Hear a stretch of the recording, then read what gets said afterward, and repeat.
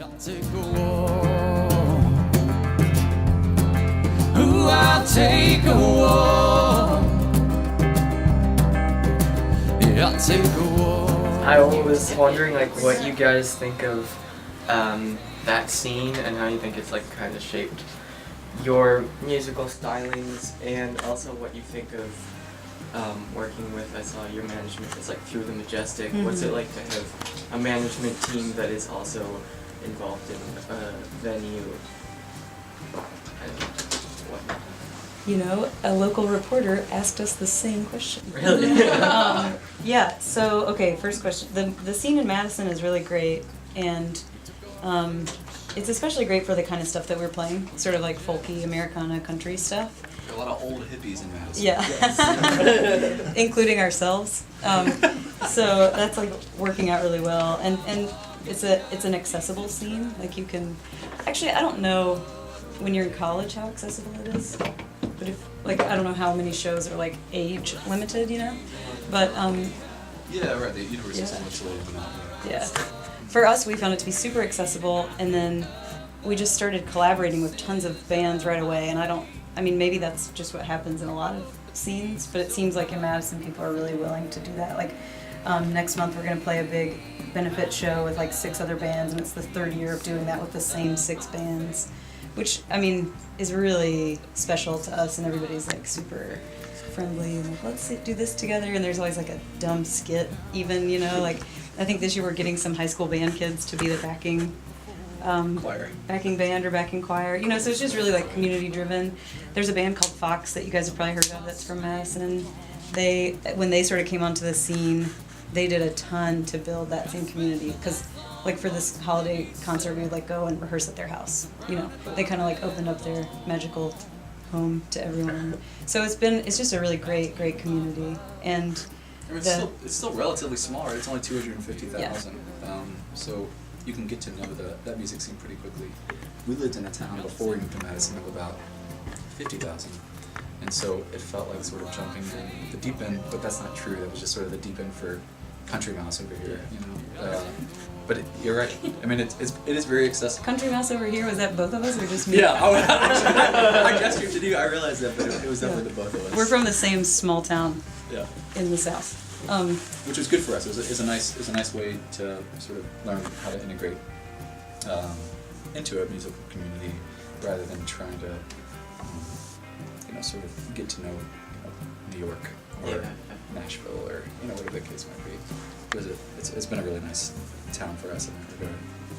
And I think for the Majestic question, the Majestic guys they own a venue, an old historic theater, and then they book multiple venues in town, which is kind of, if you're in a band and you want to be managed, you should think about that, because sometimes we're like, oh, we shouldn't play at any of their venues, which is like a bunch of the venues, you know, because we don't want other people to have this perception that they're just booking us for everything, you know.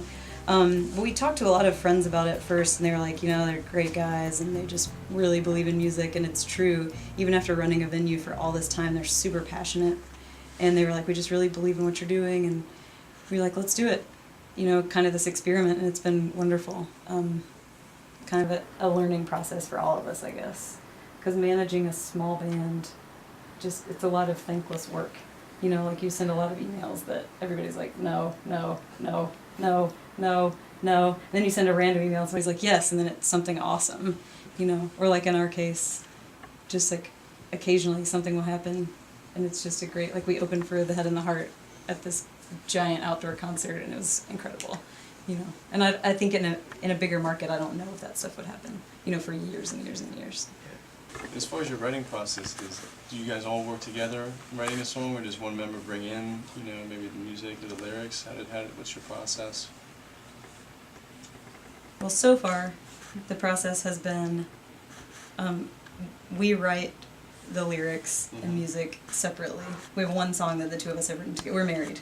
Okay. So we've had one song that the two of us have written together in separate rooms of our house. And, So that we wouldn't kill each other. yeah, exactly. And then, I guess, so the shift to sort of co-writing stuff has happened. Like that song that we just played, their new one, we kind of all were like, okay, well, how do we want to do it? Let's do it like this, put a solo here. you know, and we're still figuring out how to do that and make it interesting. The four of us have played together for a year, Yeah. so we're definitely on that learning curve. Like, Yeah. what does it mean to be comfortable in the same space and to be honest with each other musically? And so we're getting to a point where we can be honest about arrangements, which feels good. No, it's good. Yeah. Absolutely. And it feels like a growth. But typically, the two of us have been bringing mostly finished songs and then trying to build on that. Okay. You said it feels like a growth. A growth. Not the growth on my back. Yeah. Yeah. Totally It doesn't feel different- like that at all. Different kind of thing, yeah. Yeah, that's a good answer. Yeah, absolutely. And is your new EP, is it kind of like a different thing now that you've gotten used to being with this band and you know you're a year in? Is it was it different than just the two of you prior? I mean, did you feel like a different process going through it? Well, these guys were both on the last thing that we recorded, so we knew how awesome they were, and we kind of were like, "Hey, you guys remember that one time when you came into the studio and made everything sound awesome?" And do that, but Let's do with it like again. the whole thing, and then also want to go on tour. In We're our like, minivan. okay, in our minivan, yeah. It was like we were like sending them notes, like check yes or no, and they said yes. So we actually made the EP like in January. Okay. So the songs, even those songs on the EP have changed a lot, I think, in how we're playing them live. But that was a really cool experience, and it was winter, and we just like holed up in an old Victorian house, Oh, that's which cool. was great. Yeah. This is the recording, the second one we did, Pitchman. We were essentially a three-piece. It was me, Amanda, and this guy named John Ray, who's a banjo player. And John is from Texas and really decided that he didn't want to be in Madison for the winters, in the warm Yes. winter, so he moved back to Texas. And knowing these guys musically, we said let's try sort of playing it as a four-piece. And we started playing and we really liked it, so we thought let's hustle up and record something as a four-piece, just to see if we can sort of capture whatever that is in that amount of time. Because we didn't know what was going to happen next, and we still don't, honestly. Yeah. But it was a completely different experience because the second one was in Smart Studios and it was very studio-esque, you know. Engineer, guy behind the glass and all of that stuff. It was studio-esque except for how they were like packing things out. Yeah, right, except, they were like, let me get that banjo, Yeah.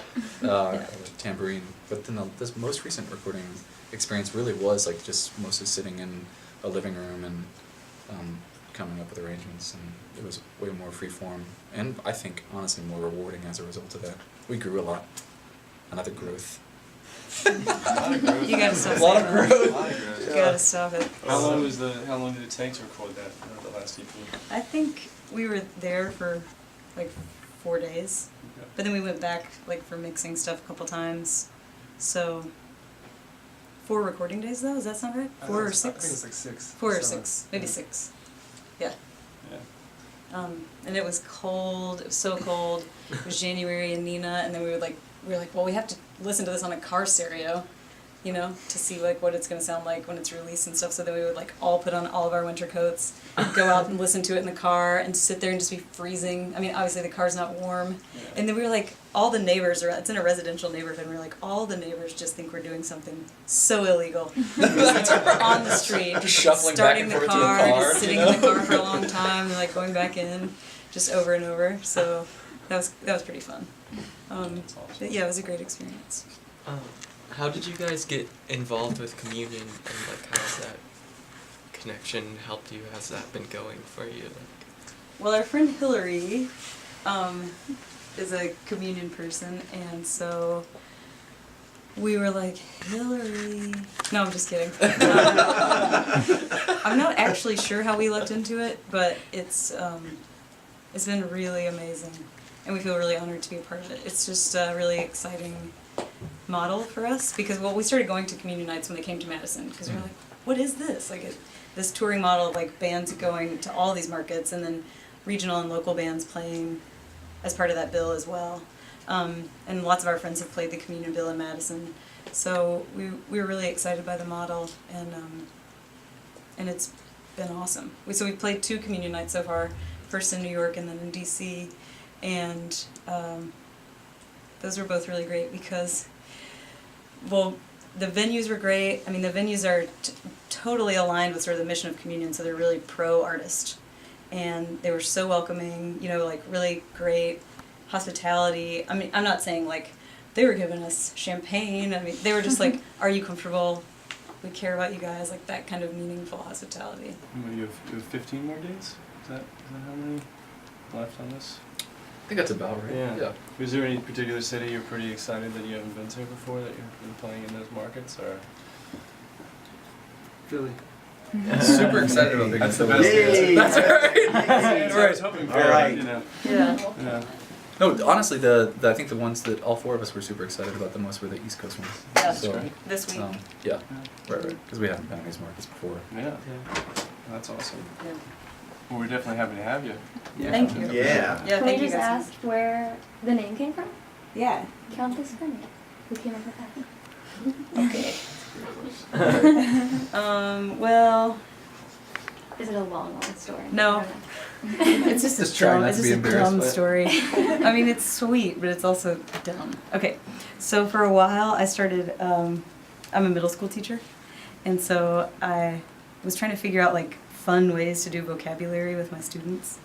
And I started watching old Sesame Street clips, and then I started making them do, like have a Muppet partner and do vocabulary, and they were super into it. Like they would really teach each other these vocabulary words because they were like pretending to be Grover or whatever.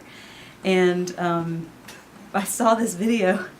I saw this video where it's like this little kid, John, and John is not really into vocabulary. He likes counting, and so they're like, John, let's count, you know.